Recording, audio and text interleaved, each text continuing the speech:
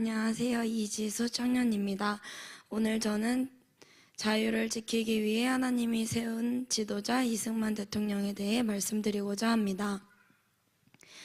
이승만 대통령의 삶을 한마디로 말한다면 저는 자유라고 생각합니다. 1875년 조선 말기에 태어난 그는 젊은 시절 나라의 현실을 보며 큰 고민을 하게 됩니다.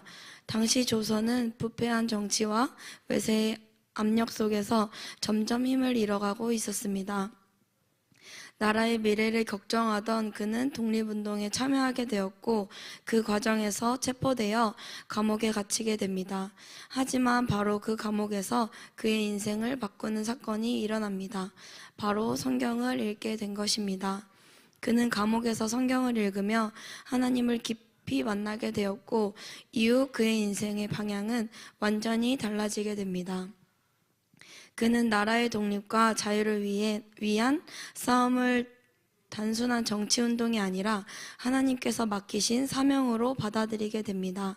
추록 이후 그는 미국으로 건너가 공부를 하며 국제사회에 한국의 독립을 알리기 시작했습니다. 그는 프리스턴 대학교에서 박사학위를 받으며 세계 무대에서 대한민국의 독립을 외쳤습니다.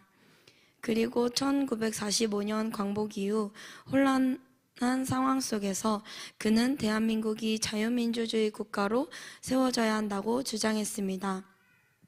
결국 1948년 대한민국 정부 수립이 이루어졌고 그는 대한민국의 초대 대통령이 됩니다. 그가 평생 강조했던 것이 바로 자유였습니다. 왜냐하면 자유가 없다면 신앙의 자유도, 말할 자유도, 꿈꿀 자유도 모두 사라지기 때문입니다.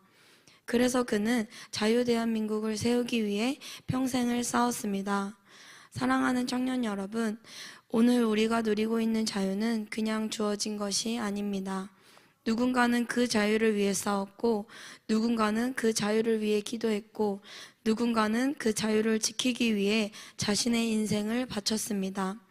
그중 한 사람이 바로 대한민국의 초대 대통령 이승만이었습니다. 그렇다면 이제 우리는 질문해야 합니다. 다음 세대를 위해 우리는 무엇을 남길 것인가? 대한민국의 자유와 믿음을 지키는 일은 이제 우리 세대의 책임입니다. 저는 하나님께서 이 시대를 위해 새로운 믿음의 리더들을 찾고 계신다고 믿습니다. 그리고 어쩌면 그 사람이 바로 이 자리에 있는 우리 청년들일지도 모릅니다. 이승만 대통령이 한 시대를 위해 쓰임받았던 것처럼 우리도 하나님께 쓰임받는 청년들이 되기를 소망합니다. 자유 대한민국을 위해 기도하고 자유의 가치를 지키며 믿음으로 시대를 준비하는 우리가 되기를 바랍니다. 감사합니다.